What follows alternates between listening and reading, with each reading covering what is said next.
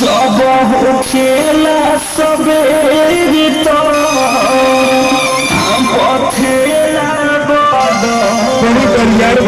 खाके काला पसो जर्दा खा दे पसंद